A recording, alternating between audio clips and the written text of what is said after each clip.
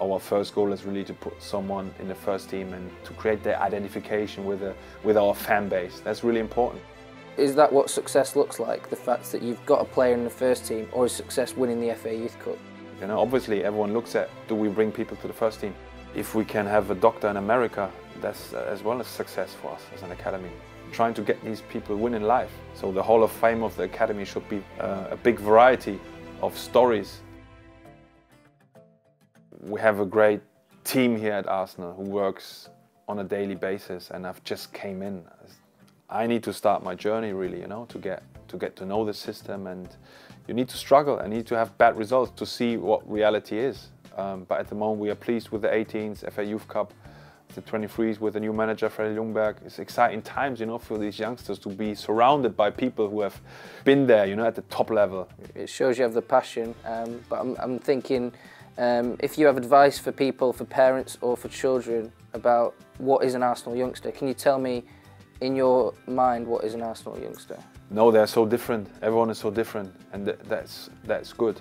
And probably the best thing for parents is to relax, because there's a lot going on for these youngsters, and there's a lot hype in the system of being a football youngster or a potential youngster in a football academy. You can end up as a professional footballer, but the chances are very slim.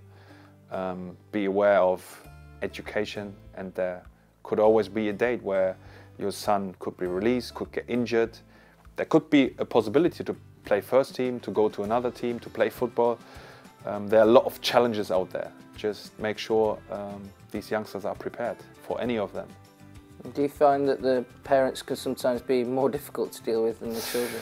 I had good conversations so far, because obviously as a parent you're highly emotional when your son is not playing, highly emotional when he's not getting his playing time.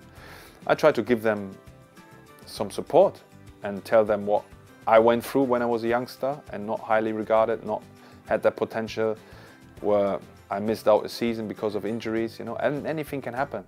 There's a lot of blaming going on there, you know, why is my son not playing, or is the coach, is the fitness coach, is always other people. Trying to regulate a little bit, that's my job, but you almost have to deal with any sort of situation, you know. It's a good sign sometimes to struggle and to go through those periods to prepare them for actually real life. The business is sometimes harsh, you know, it's a tough life. Everyone sees sometimes just a beautiful picture of being famous, having all the money, but the reality is a lot of tough and hard work, and you have to be resilient and really ready for the next stage. Do you think big clubs need sort of ex-players around? I think there needs to be a balance, you know. Not everyone is really made for it, but sometimes we're trying to get people in from the past, people who make Arsenal really big, you know. So youngsters need to understand that. It's great that the club believes in academy and believes that we can promote and develop youngsters who are going to challenge the first team. That's really the target. So is that what success looks like, the fact that you've got a player in the first team, or is success winning the FA Youth Cup? Like, how do you balance that sort of tension? If we can have a doctor in America, that's as well as success for us as an academy. You know, that's how I see it. If we get someone who doesn't make it in football but has a successful career in somewhere else in the world, that's as well as success. You know, I wouldn't measure it like that. So the Hall of Fame of the academy should be a big variety of stories. So I'm open to the FA Youth Cup winning that title with the 18s. I'm open to win the Premier League 2 title. Trying to get these people win in life. Can you talk me through some of the youngsters that have been included? Maitland-Niles, Smith-Rowe, he's on loan. Yeah, interesting talent, you know, but as well very young.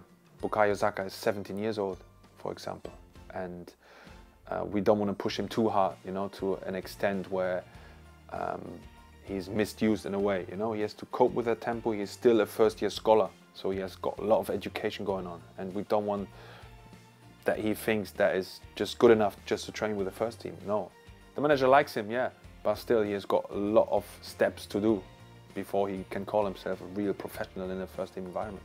And you've got Smith-Rowe on loan at RB Leipzig. Yeah. Can you talk me through that decision and his sort of development? I think it's really important to see him going on loan for half a year to have a great experience, you know, to play in the Bundesliga that sits right below the Premier League in terms of the tempo.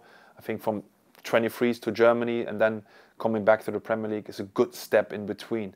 Sometimes you get stuck in that 23s first team training bubble where you train with the first team, which looks nice, but you need the competition. And if the 23s competition is not good enough for you in terms of the tempo, you need to have a different step in between that. I just wanted to see, obviously you keep an eye on, you must watch some of the guys overseas, don't you? So what have you made of Reiss Nelson in Germany?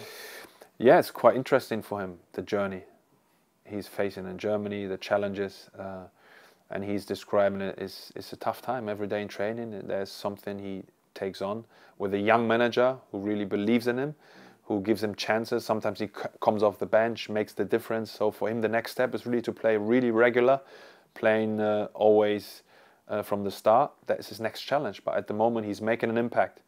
Coming off the bench, he's getting minutes. He's learning a new culture, a new language. I think is very beneficial to him. Can you explain what this link might be that's sort of emerging from English football and German football? Yeah, the thing is, at the moment we have positive examples, you know, from players going from England to Germany and really embracing that little step back, you know, and really evolving in that system, in that German system, in the Bundesliga. They fit quite well. But obviously, the more and more players are going, there will be some examples where it doesn't work.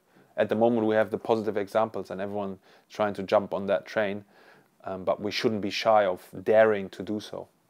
Do you think sort of the sort of Hudson-Odoi example, that's something that shows that you need to make sure you have a pathway, or you as a club might lose, you know, somebody like Smith Rowe to a German team? Yeah, and that should be fine as well, because the more actually English players go on to another journey, it might help the national team, it might help that they come back at one stage. Not everyone is made for the pathway of in an English club. Maybe it's somewhere else for the benefit of him. Maybe you have to lose sometimes a player for a lot of money. He has not played regularly, but still there's always that decision to make. Is it because we think, oh, he could make it somewhere else, or do we really think he can make it here? So you've got to weigh all these options. So, but we're not shy, you know, to let players sometimes go when it's beneficial for their development. And then the Jadon Sancho comes back, play for England because of that journey, because of he has learned a lot and used the facilities. So I'm actually quite excited about that for English and British football.